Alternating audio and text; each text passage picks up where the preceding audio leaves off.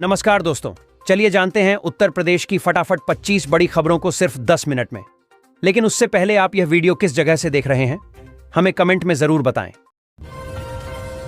CM Yogi Adityanath ने आंगनबाड़ी कार्यकर्ताओं को स्मार्टफोन देने और मानदेय बढ़ाने की घोषणा की है। यह कदम महिलाओं को सशक्त बनाने और डिजिटल सुविधा से जोड़ने की दिशा में बड़ा प्रयास माना जा रहा है। दुर्गा पूजा, दशहरा, दीपावली और छठ से पहले यूपी के सीएम योगी ने सभी 75 जिलों में सड़कों को गड्ढा मुक्त और सुचारू बनाने का आदेश दिया है। हाईवे, एक्सप्रेसवे, ग्रामीण व शहरी मार्गों को समयबद्ध दुरुस्त करने के निर्देश दिए गए। यूपी के 3 बड़े शहरों लखनऊ, कानपुर और आगरा में मेट्रो से जुड़े विशेष सुविधा शुल्क का नया टैक्स लग सकता है। इसके लिए 2024 में नियमावली बनी थी। अधिसूचना जारी होते ही मेट्रो विकास कोष का रास्ता खुलेगा। सीएम योगी आदित्यनाथ ने लखनऊ में राष्ट्रीय पोषण माह का शुभारंभ किया। माताओं को फलों की टोकरी दी गई और बच्चों को दुलराया। प्रधानमंत्री मोदी ने वर्चुअल जुड़कर कार्यक्रम का उद्घाटन किया।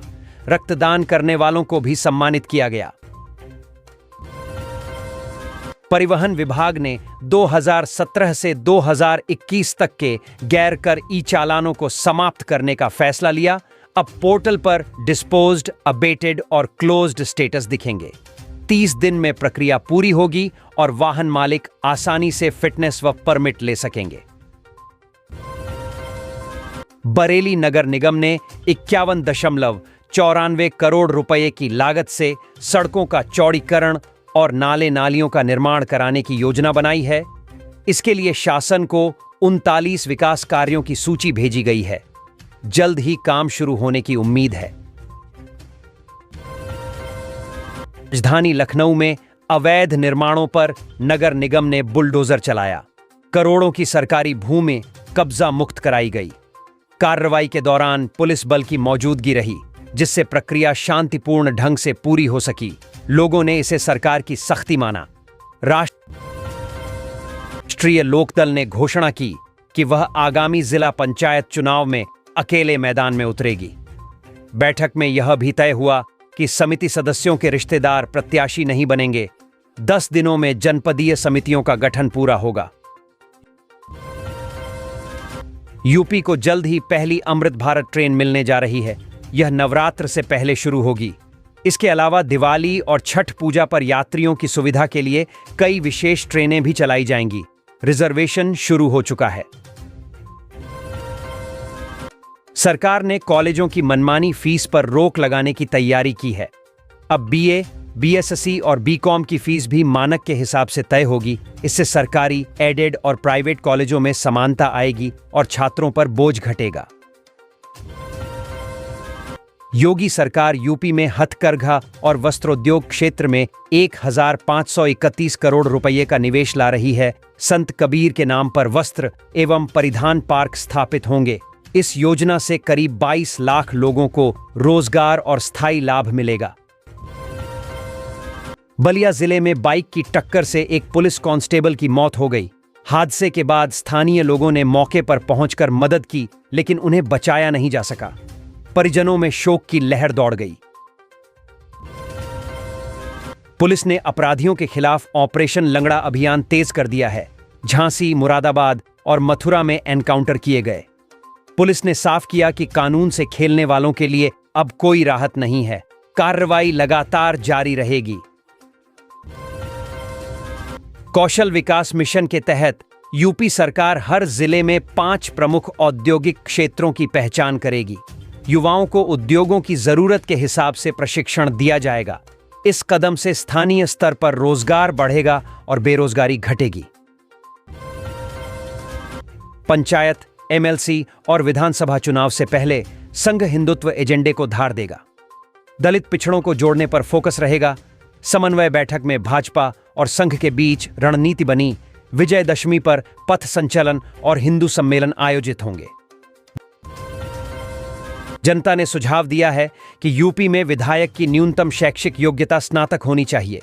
लोगों का मानना है कि शिक्षित नेता ही बेहतर नीतियां बना सकते हैं और विकसित प्रदेश का सपना पूरा कर सकते हैं।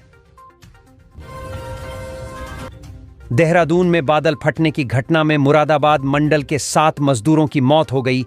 कई लोग अब भी लापता हैं। हादसे की खबर पाकर परिजन मौके पर पहुंचे।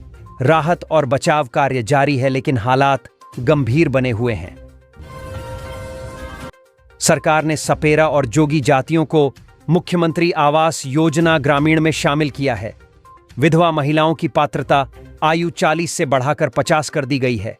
अब तक 3,73,000 लाभार्थियों को आवास आवंटित किए जा चुके हैं। गरीबों के लिए योगी सरकार ने नई पहल की है। 17 नगर निगमों में अन्नपूर्णा रसोई योजना शुरू होगी। यहां जरूरतमंद लोगों को मात्र 22.50 रुपए में भरपेट भोजन मिलेगा। इस योजना से लाखों गरीबों को राहत मिलेगी। सीएम योगी आदित्यनाथ ने 2.5 लाख शिक्षकों के पक्ष में बड़ा कदम उठाते हुए टीईटी अनिवार्यता के खिलाफ रिवीजन याचिका दाखिल करने के निर्देश दिए। इससे बड़ी संख्या में शिक्षकों को राहत और रोजगार सुरक्षा मिलेगी। सरकार ने तय किया है कि अब नीलामी के बाद खरीदारों को नए नंबर लेने होंगे। जी सीरीज के नंबर निजी वाहनों से हटाए जाएंगे, क्योंकि यह सिर्फ सरकारी वाहनों के लिए आरक्षित है।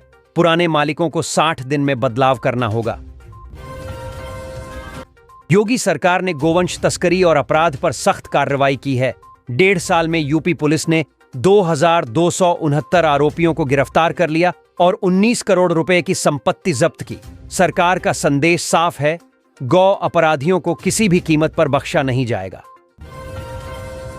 रब्बी सीजन के दौरान योगी सरकार विकसित कृषि संकल्प अभियान चलाएगी। कृषि मंत्री शाही ने बताया कि प्रधानमंत्री फसल बीमा योजना के तहत किसानों को समय पर लाभ मिलेगा। बीज, खाद और सिंचाई सुविधाओं पर भी जोर दिया जाएगा ताकि उत्पादन बढ़ सके। यूपीसीडा ने हाईवे के 60 मीटर दायरे में अवैध निर्माणों पर कड़ा रुख अपनाया है। इस कार्रवाई के तहत 90 लोगों को नोटिस जारी किए गए हैं। सरकार चाहती है कि सड़क सुरक्षा और विकास कार्यों में कोई बाधा न आए। राजधानी लखनऊ में ट्रैफिक जाम की समस्या के समाधान के लिए शहीद पथ पर ग्रीन कॉरिडोर जैसी योजना पर काम होगा। अतिरिक्त लेन, अंडरपास और क्लोवर लीफ संरचना पर विचार चल रहा है। यह प्रस्ताव परियोजना समीक्षा बैठक में सांसद प्रतिनिधियों द्वारा रखा गया। त्योहारों से पहले यूपी में 7 आईपीएस अफसरों का तबादला किया गया है। सरकार का मानना है कि इस फेरबदल से अपराध नियंत्रण और जनता से संवाद मजबूत होगा। नई जिम्मेदारियों के साथ पुलिसिंग को और तेज व प्रभावी बनाने पर ध्यान दिया जाएगा। यूपी में 22 साल बाद मतदाता सूची का विशेष गहन पुनरीक्षण एसआईआर शुरू हुआ है। अधिकारियों को प्रशिक्षण देकर त्रुटियों को सुधारने और सत्यापन पर जोर दिया जा रहा है।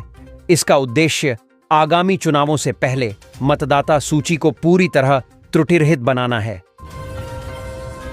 यूपी में मौसम ने करवट ली है। 19 सितंबर तक प्रदेश में भारी बारिश का अलर्ट जारी किया गया है। लखनऊ समेत 30 जिलों में बुधवार को बारिश की संभावना है। इससे लोगों को उमस और गर्मी से राहत मिल सकेगी।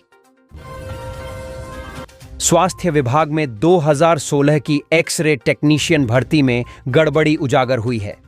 5 फर्जी टेक्नीशियन फरार हैं और जांच में कई अधिकारियों की संलिप्तता सामने आई है। शासन को रिपोर्ट सौंप दी गई है और आगे की कार्रवाई के निर्देश जारी किए गए। योगी सरकार ने मेधावी और गरीब तबके के छात्रों को राहत देने के लिए योजना शुरू की है। 15,000 छात्रों को सालाना 12,000 रुपए की छात्रवृत्ति मिलेगी। इस पहल से होनहार विद्यार्थियों को पढ़ाई जारी रखने में मदद और आर्थिक सहयोग मिलेगा। सीएम योगी आदित्यनाथ ने शिक्षकों को राहत देते हुए टीईटी अनिवार्यता पर बड़ा कदम उठाया है। सरकार ने इस मामले में रिवीजन याचिका दाखिल करने का फैसला लिया है। इससे लाखों शिक्षकों को लाभ और रोजगार की सुरक्षा मिल सकेगी। भारत ने संयुक्त राष्ट्र में इजरायल के कतर पर हमले की निंदा की। भारत ने कहा कि हिंसा समाधान नहीं है और बातचीत ही रास्ता है। इजरायल ने हमास नेताओं को निशाना बनाते हुए दोहा में एयर स्ट्राइक की थी, जिससे अंतर्राष्ट्रीय चिंता बढ़ गई। रूस ने यूक्रेन पर भीषण हमला करते हुए 100 से अधिक ड्रोन और 150 बम दागे। इस बीच अमेरिका ने यूक्रेन को अतिरिक्त हथियार देने का ऐलान किया है।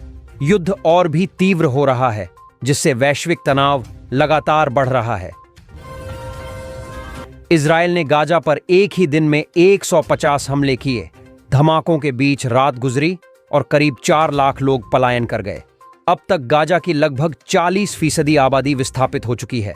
हालात बेहद गंभीर और चिंताजनक बने हुए हैं। रूस की जमीन पर भारतीय सेना का पहुंचना चर्चा का विषय बन गया है। अमेरिका के प्रतिनिधि भी इसे देखने पहुंचे। नाटो देशों में हलचल मच गई है। यह सैन्य गतिविधि वैश्विक स्तर पर शक्ति संतुलन और रणनीतिक रिश्तों का संकेत दे रही है। हूती नियंत्रित होदेइदा पोर्ट पर इजरायल ने बमबारी की। यह हमला ईलात एयरपोर्ट हमले का जवाब बताया जा रहा है। निवासियों के अनुसार हमला लगभग 10 मिनट तक चला।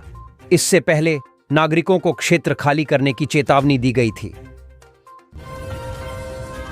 डोनाल्ड ट्रंप पत्नी मेलानिया के साथ ब्रिटेन पहुंचे हैं। यहां वे शाही महल में किंग और क्वीन से मिलेंगे।